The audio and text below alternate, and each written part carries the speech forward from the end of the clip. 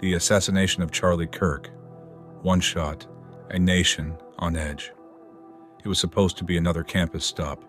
Midday sun, a packed quad, phones rolling, sharp questions about gun violence. Then, one dry crack, a single shot. The stage turns into a red point on the map. Hundreds of feet hitting the ground at once. Screams. A lost sneaker. A chair flipped over. In seconds, a conversation becomes panic. And panic becomes history. Today we'll rebuild the minute when one bullet cut through more than a neck. It cut through a university, a state, and a country. We'll ask what happened, how it happened, and why it matters. You decide what this scene says about who we are. If you believe in serious investigation without sensationalism or propaganda, subscribe now and tap the bell. It helps this reach more people and helps us keep doing real work. Let's begin. What happened, the shot and the timeline.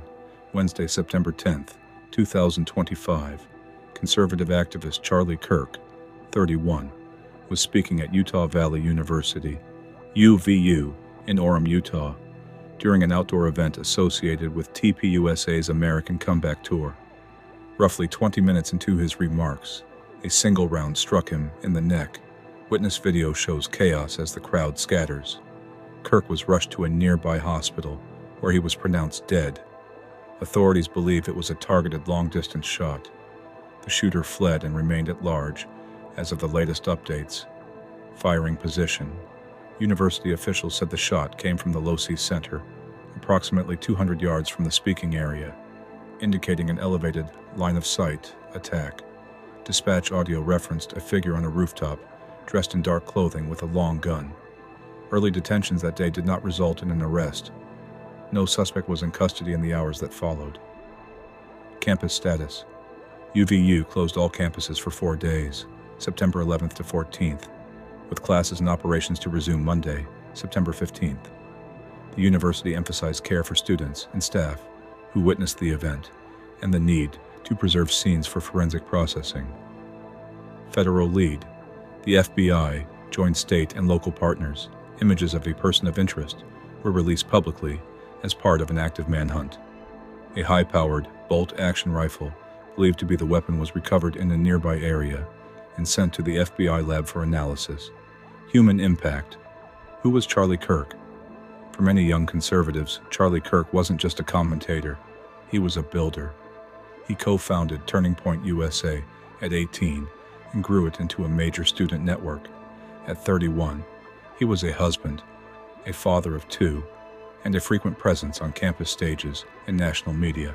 Tributes and condemnations of violence came from across the political spectrum. Former President Donald Trump publicly mourned him and ordered flags lowered to half-staff. TPUSA signaled a pause in operations in the immediate aftermath. On campus, the impact was raw. Students who came to argue found themselves running for cover. Mechanism of the tragedy. The scene and what forensics seek, public reporting, converges on a single gunshot wound to the neck. Clinically, that region contains the carotid and vertebral arteries, jugular veins, airway structures, larynx, trachea, and the cervical spine. A high-energy projectile can cause rapid exsanguination if major vessels are severed, airway compromise if the windpipe or larynx is disrupted, and, depending on trajectory, neurogenic shock with spinal involvement.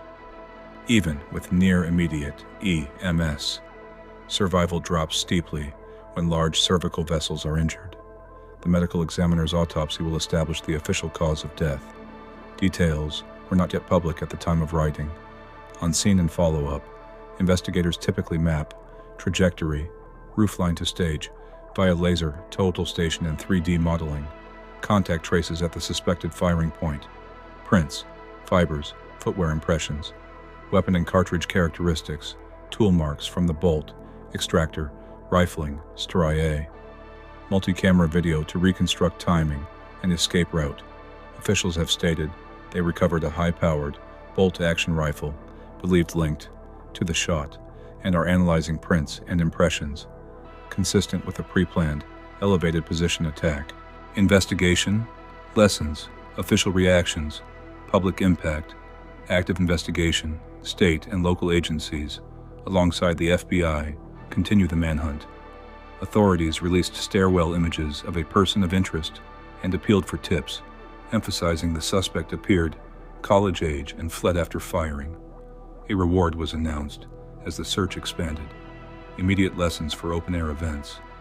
Outdoor campus events with high-profile speakers expose long sightlines, rooftops/windows, and crowd egress challenges. Best practice generally includes pre-closing roof access along threat corridors, overwatch from dominant vantage points, and tested comms for shelter in place or evacuation across a large audience. This incident will force hard reviews of what was done, what failed, and what standard changes should apply to any campus event. Across the political spectrum, reactions in the disagree better frame.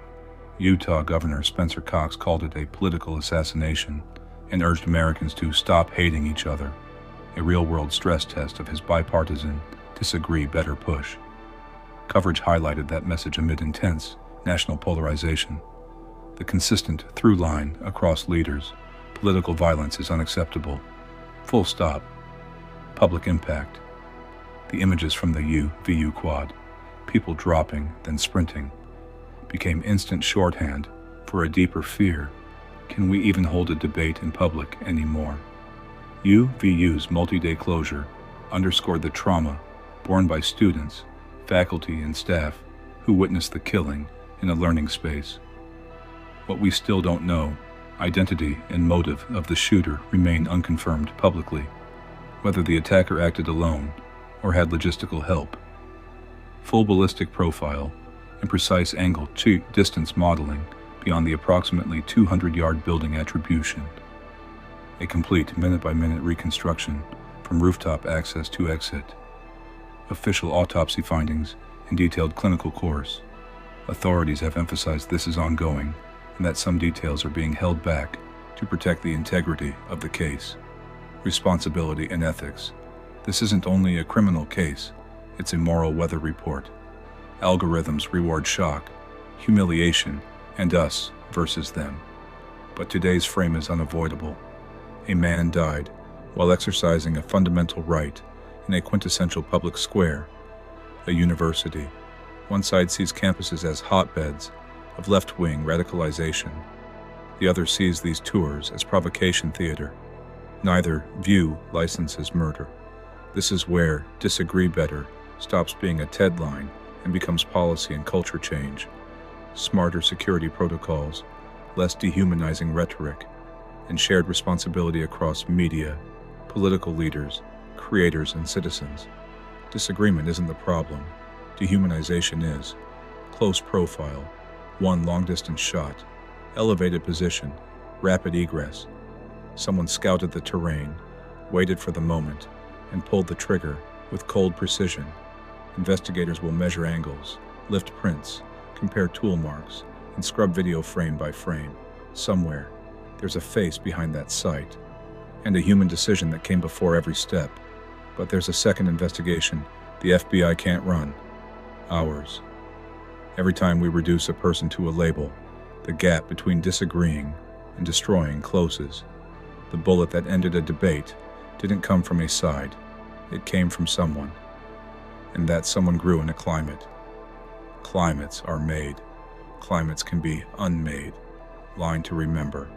When words turn into sites, every public square turns into a trench. If you want serious investigation and debate without hate, subscribe, like, and share. We'll keep tracking the case, updating facts, and demanding answers without losing our humanity.